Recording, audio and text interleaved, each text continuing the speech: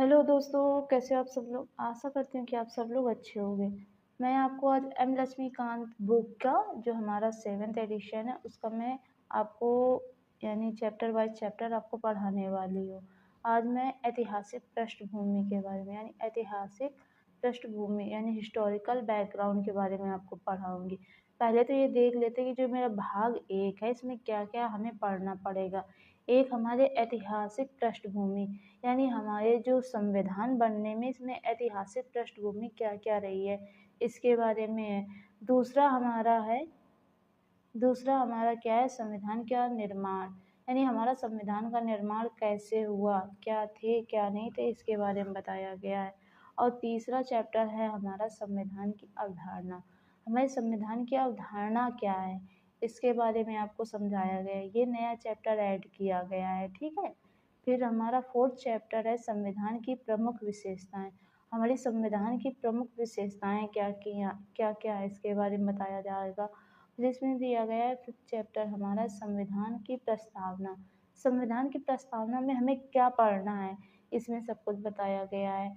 और हमारी संघ संघ एवं इसका क्षेत्र 6th चैप्टर में हम पढ़ेंगे संघ एवं इसका क्षेत्र के बारे में।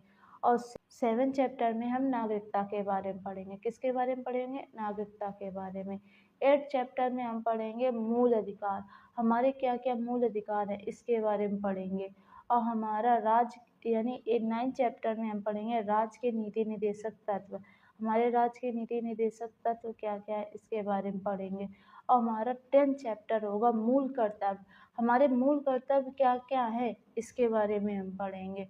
और 7th चैप्टर में हम पढ़ेंगे संविधान का संशोधन।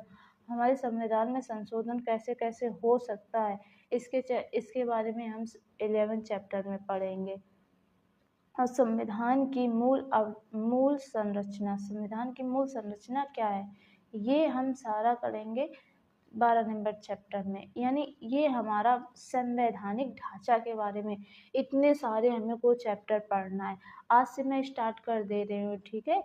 अगर पहले देखो, पहला मैं ये स्टार्ट करूँगी हिस्टोरिकल बैकग्राउंड के बारे में आपको पढ़ाऊँगी, ठीक है? आज पहला चैप्टर है तो मैं हिस्टोरिकल बैकग्राउंड के बारे में आपको पढ़ाऊँगी, ठीक है? क्या बोला जा रहा है ये हमारा, ध्यान से सुनना। मैं स्टोरी वाइज़ आपको पहले बताऊँगी, फिर इसके बाद में मैं इसको एक्सप्लेन करूँगी, यानी पढ़ाऊँगी, कुछ नहीं करूँगी। देखो इसमें ये बोला गया है जो इतने पूरा पैराग्राफ में है, इसका बैकग्राउंड बनाने के लिए क्या-क्या इसमें बताया गया है, मैं आपको बता दे रही, ठीक है? फिर इसके बाद मैं आपको पढ़ा दूँगी। इसमें पहले तो ये बोला गया है कि हमारे जो 1608 में है ईस्ट इंडिया कंपनी कहाँ आई? भारत आई। 1608 में ईस्ट इंडिया कंपनी व्यापार करने के लिए भारत आई थी।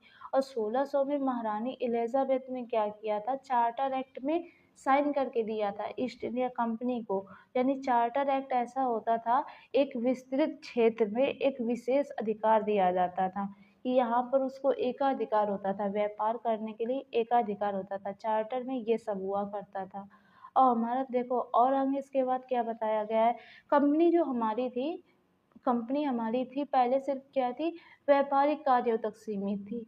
फिर हमारा क्या हुआ 1765 में बंगाल, बिहार और उड़ीसा के जो दीवानी अधिकार थे ना, वो क्या किया कंपनी ने ले लिए। दीवानी अधिकार के साथ-साथ राजस्व हो गया, दीवानिक न्याय, ये सभी हमारा क्या कंपनी कर रही थी। ये हमको इसमें बताया गया है। फिर इसके बाद में ये बताया गया है, जब ये हुआ, क्या हुआ इसके तहत क्या हुआ कि जैसे-जैसे इसने क्या किया 1765 में बंगाल, बिहार, उड़ीसा का दीवानी अधिकार ले लिया, तो यहाँ से इसका क्या हुआ क्षेत्रीय शक्ति ये बनने लगी। क्या बनने लगी? क्षेत्रीय शक्ति ये बनने लगी हमारी।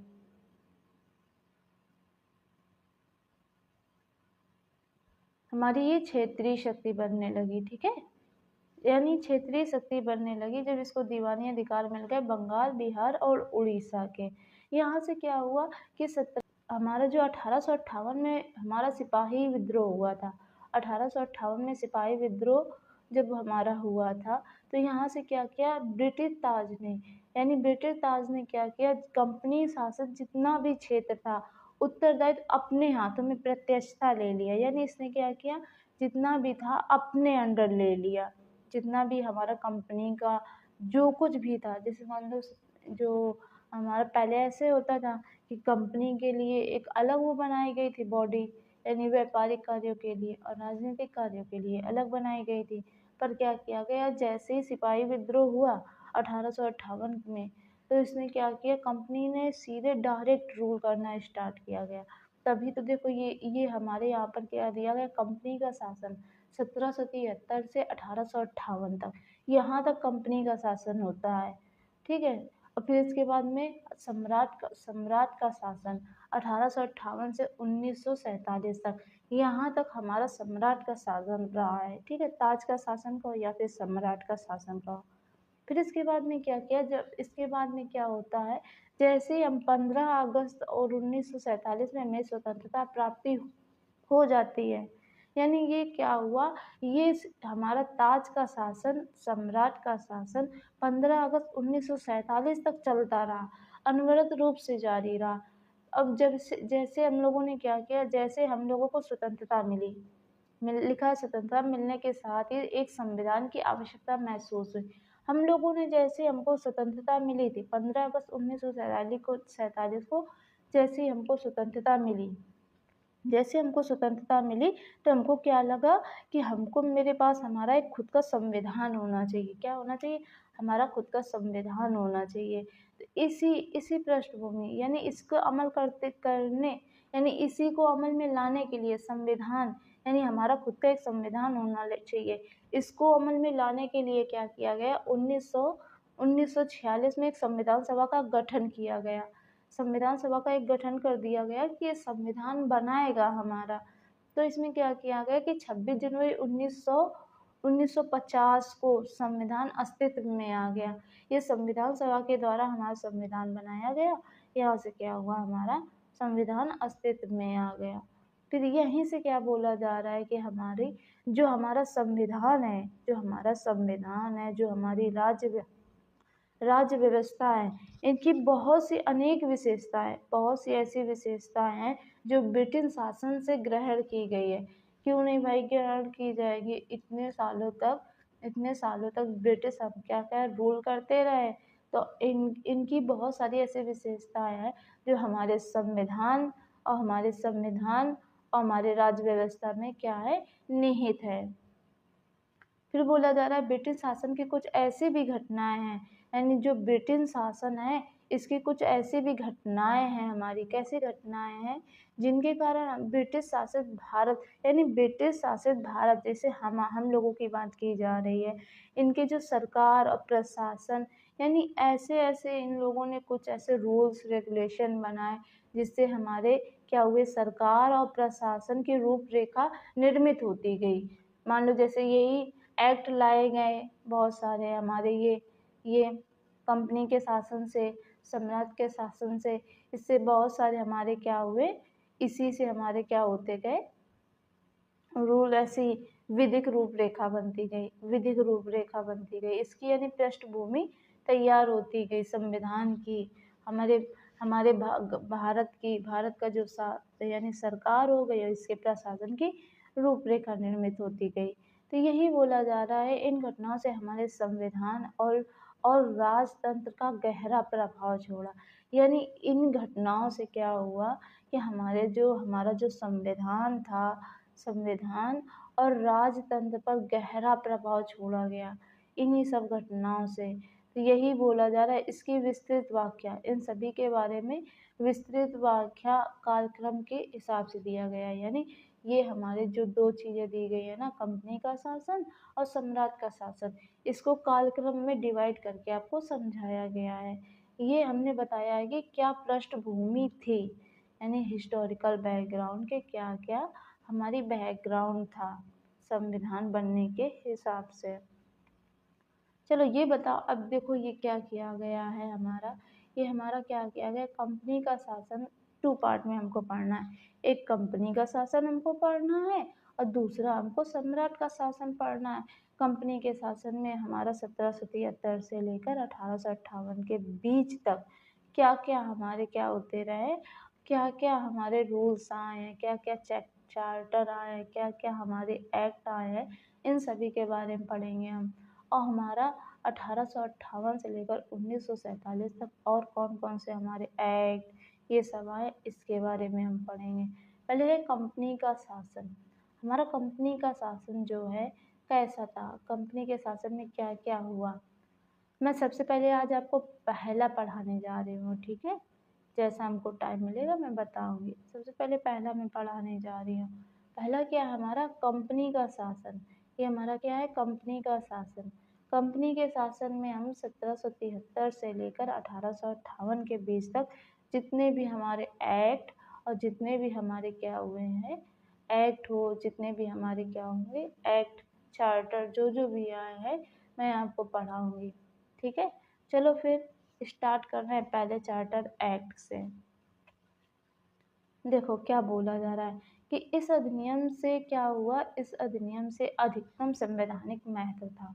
यानी जो ये अधिनियम था, इस अधिनियम का अधिकतम संवैधानिक महत्व था। संवैधानिक महत्व का तो मतलब जानती हो, जो संविधान में जो लिखा हुआ है, रूल्स बने हुए हैं, ये संवैधानिक हो गया। और वैधानिक हो गया, जिसके रूल रेगुलेशन बनाए जाते हुए हमारे वैधानिक हो गए, ठीक है। इसमें पहला क्या बोल रहा है हमारा,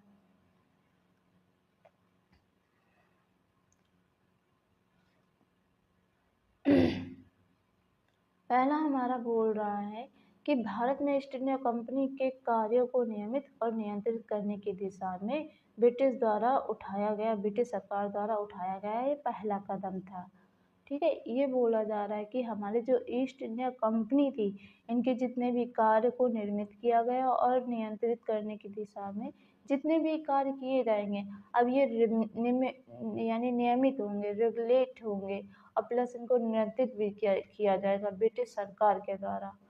बी नंबर हमारा क्या बोल रहा है, यानी बी नंबर हमारा ये बोल रहा है, इसके द्वारा पहली बार क्या किया गया, कंपनी के इसके इसके द्वारा कंपनी इसके द्वारा पहली बार कंपनी के प्रशासन और राजनीतिक कार्यों को मान्यता मिली। पहले यानी क्या हुआ, कंपनी को पहली बार जिनके प्रशासनिक और राजनीतिक जो भी कार्य करेंगे उनको मान्यता दी गई। और हमारा सा नंबर बोल रहा है, यानी सेकंड पॉइंट बोल रहा है हमारा, इसके द्वारा भारत में केंद्रीय प्रशासन की नींव रखी। किसकी रखी गई, केंद्रीय प्रशासन की नींव रखी गई है, ठीक है। इस अधिनियम के द्वारा कैसे रखी गई है, भारत में पहली बार केंद्रीय प्रशासन की नींव रखी गई। ये 1773 का हमारा मेन पॉइंट है। अब इसके क्या क्या प्रावधान है, मैं प्रावधान के बारे में आपको पढ़ाने जा रही हूँ, ठीक है। देखो बोला जा रहा है इस अधिनियम द्वारा इस अधिनियम द्वारा बंगाल के गवर्नर को बंगाल के गवर्नर जनरल का पद दिया गया और उसकी सहायता के लिए क्या किया गया, 4 सदस्यीय कार्यकारी परिषद का गठन किया गया। उल्लेखनीय है कि ऐसे पहले गवर्नर लॉर्ड वॉरेन हेस्टिंग थे। पहला पॉइंट में हमारा बस इतना बताया जा रहा है कि हमारे जो बंगाल के गवर्नर थे, अब उनको यानी जो हमारे बंगाल के गवर्नर थे, कौन थे, बंगाल के गवर्नर थे, अब उनको गवर्नर जनरल के नाम से जाना जाएगा। और उनकी सहायता के लिए क्या की गई, 4 सदस्यीय कार्यकारी परिषद का गठन किया गया। यानी इसमें काउंसिल बना दी गई इनकी सहायता के लिए, गवर्नर जनरल की सहायता के लिए एक काउंसिल बना दी गई। मान लो एक तरह की विधायिका नहीं, कार्यपालिका जो क्या करेगी, कार्य करवाएगी साथ में। लेकिन ये अभी क्या करेगी, आगे चल के कार्यपालिका और विधायिका के काम दोनों करने लगेगी काउंसिल हमारी। और हमारे पहले गवर्नर जनरल बंगाल के कौन है, वॉरेन हेस्टिंग है। कौन है, हमारे वॉरेन हेस्टिंग के बारे में है। सेकेंड पॉइंट हमारा क्या बोल रहा है, देखो सेकेंड पॉइंट हमारा बोल रहा है, लिखा है इसके द्वारा क्या किया गया। यहाँ से देखो केंद्र प्रशासन की नींव कैसे पड़ी है, हमारा केंद्र प्रशासन की बात की जा रही थी, केंद्रीय प्रशासन की। यहाँ इस पॉइंट से क्लियर होगा। बोला जा रहा है इसके द्वारा मद्रास एवं मुंबई के गवर्नर जनरल बंगाल के गवर्नर जनरल के अधीन हो गए, जबकि पहले सभी प्रेसिडेंसियाँ क्या थी, अलग अलग थी, एक दूसरे से अलग थी। इसमें बस इतना बोला गया है, जो हमारे बंगाल के गवर्नर जनरल होंगे, और जो हमारे मद्रास मद्रास और बम्बई के गवर्नर थे अब बंगाल के गवर्नर जनरल के अधीन हो जाएंगे। पहले ये सभी अलग अलग थी, प्रेसिडेंसियाँ जितने थे इनके गवर्नर सारे अलग अलग होते थे। अब बंगाल के गवर्नर जनरल में आ गए सारे, सिर्फ बम्बई और मद्रास के गवर्नर।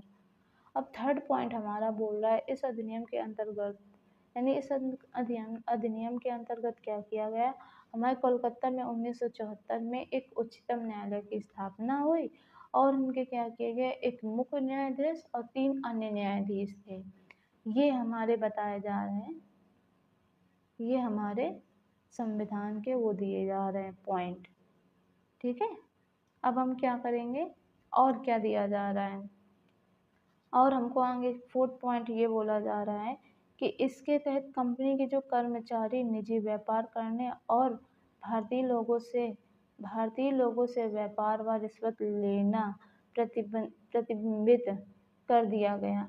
ये बोला जा रहा है इस अधिनियम के द्वारा क्या किया गया, जितने भी कंपनी के कर्मचारी होंगे वो निजी व्यापार नहीं करेंगे और भारतीय लोगों से रिश्वत नहीं लेंगे और ना ही उपहार लेंगे।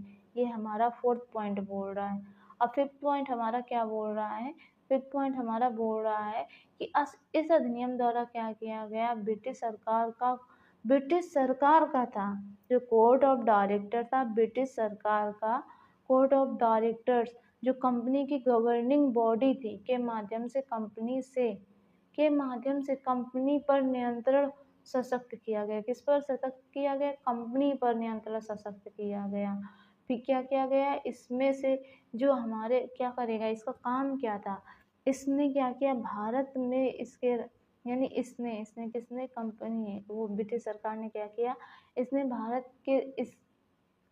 भारत में इसके राजस्व नागरिक और सैन्य मामलों की जानकारी क्या करेगा, ब्रिटिश सरकार को देना आवश्यक कर दिया गया, बाध्य कर दिया गया।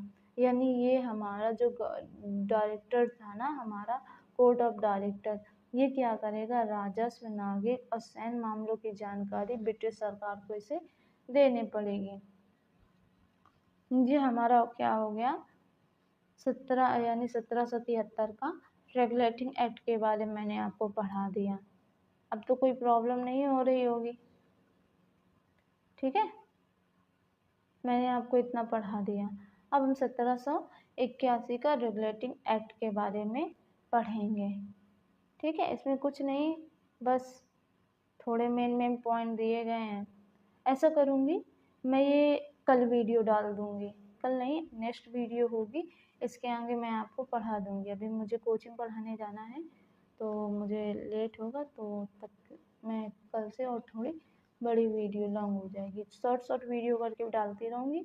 मैं इसमें पूरी सीरीज़ कंप्लीट कर दूँगी। ठीक है, तब तक के लिए thank you so much, bye bye, take care, have a nice day.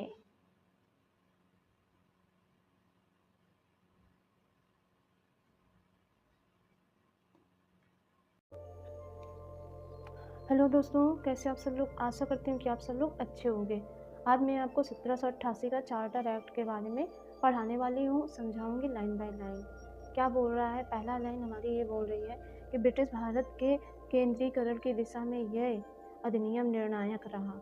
इसका मीन्स ये है कि ये बोल रहा है कि जो ब्रिटिश का केंद्रीकरण किया गया, इसकी दिशा में निर्णायक कदम रहा है, ये बोला जा रहा है। मतलब ब्रिटिश भारत का जो भी एकीकृत किया गया है उसके लिए एकीकरण करना। फिर बोला जा रहा है इस अधिनियम की विशेषताएं इस प्रकार है। इस अधिनियम की विशेषताएं किस प्रकार है, कौन कौन से प्रावधान है, इनके बारे में हम बताएंगे। ठीक है, पहला पॉइंट हमारा बोल रहा है कि इसने बंगाल के गवर्नर जनरल को भारत का गवर्नर जनरल बना दिया। इसमें सभी नागरिक और सैन्य शक्तियाँ निहित थी। इस प्रकार इस अधिनियम ने पहली बार एक ऐसी सरकार का निर्माण किया जिसका ब्रिटिश कब्जे वाले संपूर्ण भारतीय राज पर संपूर्ण नियंत्रण था। लॉर्ड कॉर्नवालिस भारत के प्रथम गवर्नर जनरल थे। देखो, ये बोला जा रहा है हमारा जो बंगाल के गवर्नर जनरल थे ना, अब उन्हें भारत का गवर्नर जनरल बोला जाएगा और इनके अंदर भारत के जितने भी सभी नागरिक, सैन्य शक्तियाँ सभी निहित होंगी, यानी सारी पावर हमारे भारत का गवर्नर जनरल के पास होंगी। और यही बोला गया, इसी प्रकार में पहली बार क्या किया गया, एक ऐसी सरकार का निर्माण किया गया यानी सरकार का निर्माण किया गया जो ब्रिटिश सरकार पर पूरी तरह के हमारे संपूर्ण भारतीय क्षेत्र पर अब ब्रिटिश सरकार का संपूर्ण नियंत्रण हो गया। अब भारत का प्रथम गवर्नर जनरल हमारे विलियम बेंटिंग थे। ये इतना फर्स्ट पॉइंट में बताया गया है। देखो सेकंड पॉइंट में हमारा क्या बोल रहा है, सेकंड पॉइंट में हमारा ये बोल रहा है इसमें मद्रास और बम्बई के गवर्नर जनरलों की विधायिका संबंधी सभी शक्तियां से वंचित कर दिया गया, यानी वंचित कर दिया। भारत के गवर्नर जनरल को पूरे ब्रिटिश भारत में विधायिका की असीमित अधिकार प्रदान कर दिए गए। लिखा है इसके अंतर्गत पहले बनाए गए कानूनों को नियामक कानून कहा गया और नए कानून के तहत इस बने कानूनों को अधिनियम कहा गया। इसमें बस इतना बोला गया है कि जो भी हमारी मद्रास और बम्बई की जितनी भी विधायी शक्तियाँ थी, यानी ये कोई भी अपने यहाँ रूल्स नहीं बना सके, इनके लिए वंचित कर दिया गया। अब भारत में क्या किया गया, पूरे जो भी अब क्या करेंगे, पूरे ब्रिटिश भारत पर क्या किया गया, भारत के गवर्नर जनरल को अधिकार दे दिया गया, यानी यही रूल रेगुलेशन बना सकते हैं। अब ब्रिटिश प्रांत की जितनी यानी मद्रास बम्बई की विधायी शक्तियाँ जितनी भी थी सारी बंद कर दी गई, यानी रूल्स रेगुलेशन हमारे भारत के गवर्नर जनरल के द्वारा किया जाएगा।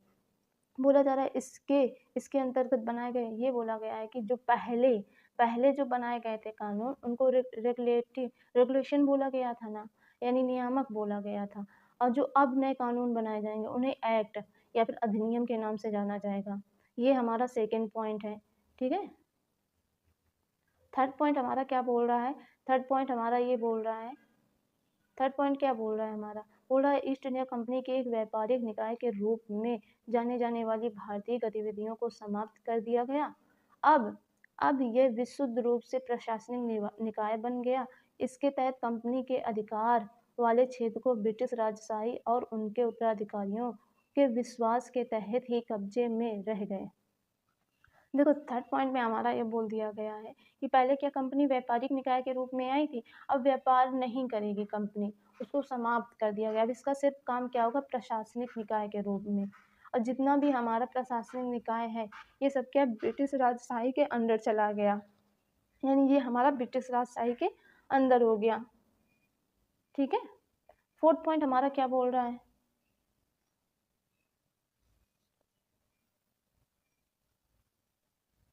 फोर्थ पॉइंट हमारा क्या बोल रहा है, फोर्थ पॉइंट हमारा ये बोल रहा है कि चार्टर एक्ट 1833 ने, जो हमारा चार्टर एक्ट आया 1833 में, इसमें क्या किया गया, सिविल सेवकों के चयन के लिए खुली प्रतियोगिता का आयोजन शुरू करने का प्रयास किया गया। इसमें कहा गया कि कंपनी के भारतीयों को किसी पद या कार्यालय या रोजगार को हासिल करने के लिए वंचित नहीं किया जाएगा। हालांकि बोर्ड ऑफ डायरेक्टर्स के विरोध के कारण इस प्रावधान को समाप्त कर दिया गया। 1833 के द्वारा क्या किया गया, सिविल सेवकों के चयन में एक खुली प्रतियोगिता को आयोजन करने का प्रयास किया गया। ये बोल रहे थे कि अब जो कंपनी है ना, इसमें भारतीयों लोगों को पद, कार्यालय में रोजगार ये सब दिए जाएंगे, इनसे वंचित नहीं रखा जाएगा। पर हम वहाँ के जो कोर्ट ऑफ डायरेक्टर्स थे उन्होंने विरोध किया तो इस प्रावधान को समाप्त कर दिया गया। ये फोर्थ पॉइंट में हमारा बोला गया है, ठीक है। देखो हमारा ये 1853 का चार्टर एक्ट क्या बोल रहा है, मैंने 1833 का आपको चार्टर एक्ट पढ़ा दिया। अब 1853 का चार्टर एक्ट के बारे में हम लोग पढ़ते हैं, इसमें क्या क्या प्रावधान है इसके बारे में हम आज जानेंगे, ठीक है।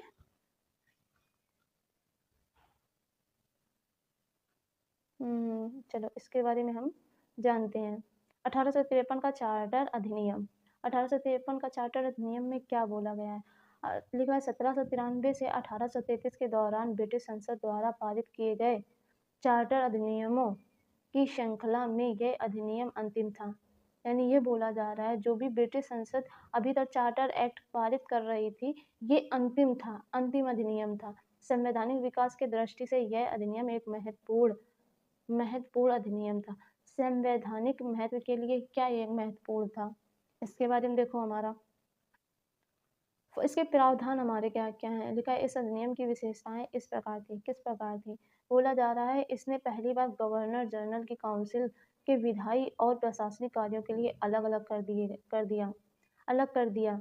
इसके तहत परिषद में 6 नए पार्षद और जोड़े गए।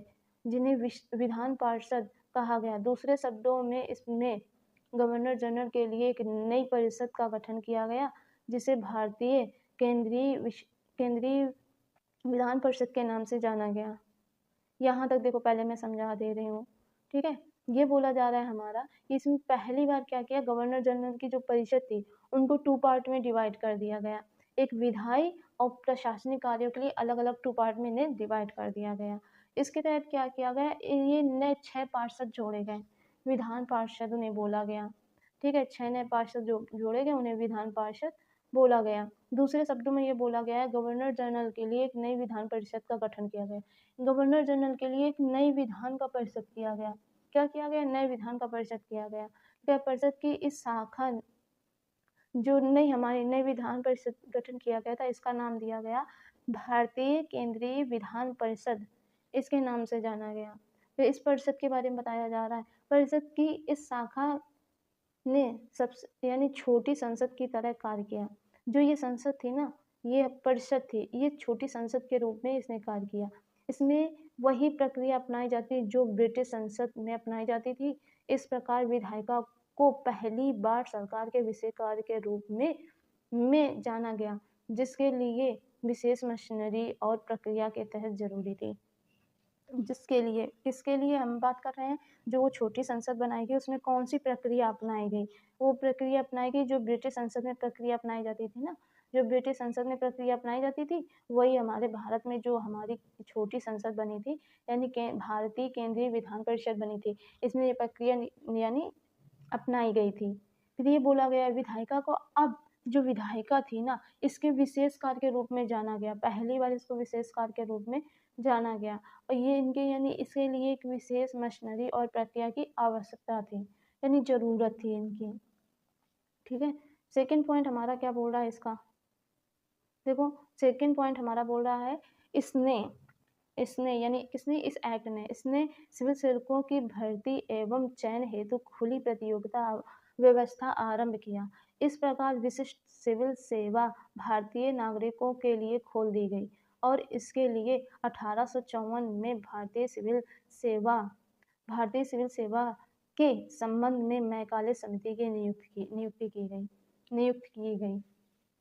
सेकेंड पॉइंट में हमारा बस ये बोला जा रहा है, जो हमारा 1833 चार्टर एक्ट से एक खुली प्रतियोगिता आरंभ की जा रही थी सिविल सेवकों यानी भारतीय के लिए।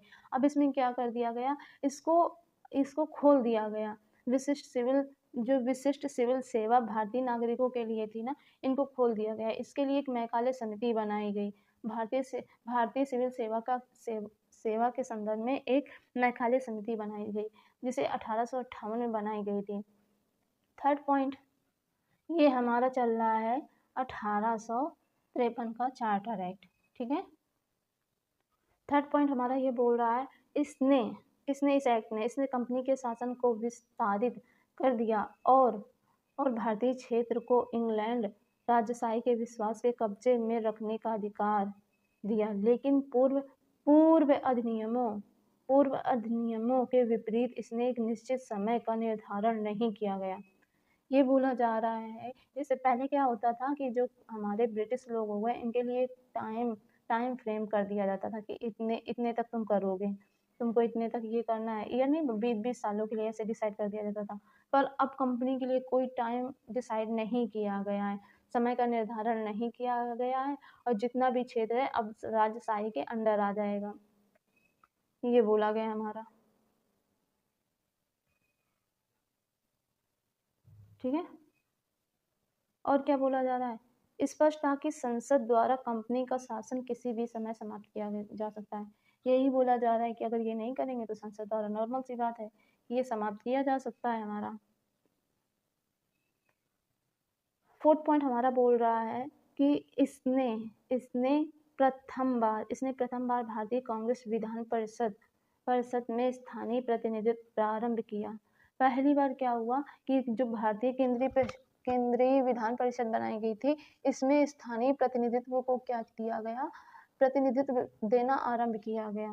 पहले ऐसा नहीं था, यहाँ पर बस काउंसिल होती थी। अब स्थानीय परिषद को भी क्या कर दिया गया है, वो दे सकते हैं, उनको प्रतिनिधित्व दिया गया, जिसमें से हमारे गवर्नर जनरल की परिषद में 6 नए जो सदस्य जोड़े गए थे, 6 नए जो पार्षद जोड़े गए थे, उसमें से हमारे क्या हुए 4 हमारे ये भारतीय लोग थे, स्थानीय प्रांतीय सरकारों में से थे, जिसमें से कुछ 4 का चुनाव बंगाल, मद्रास, बम्बई और आगरा के स्थानीय प्रांतीय सरकारों द्वारा किया जाना था। यानी 6 में से 4 का इनसे किया जाना था हमारा। ठीक है, ये हम क्या करेंगे, अब ये हमारा ताज का शासन 1858 से 1947 का है। अब इसके आगे मैं क्या करूँगी, ऐसे छोटी-छोटी वीडियो करके मैं डाल रही हूँ। अब ये हमारा ताज का शासन, नेक्स्ट वीडियो में ताज का शासन मैं आपको पढ़ाऊँगी 1858 से 1947 तक। इसमें क्या हमारा बताया जा रहा है, मैं सब कुछ आपको एक-एक करके बताती रहूँगी। इसमें पूरी सीरीज़ मैं ऑलरेडी कंप्लीट करवाऊँगी। मैं सारी कंप्लीट करवाते हुए चलूँगी। अगर आपको अच्छा लगी है तो बताना, और भी ऐसे कुछ थोड़ा अलग कर सकते हैं तो बताना।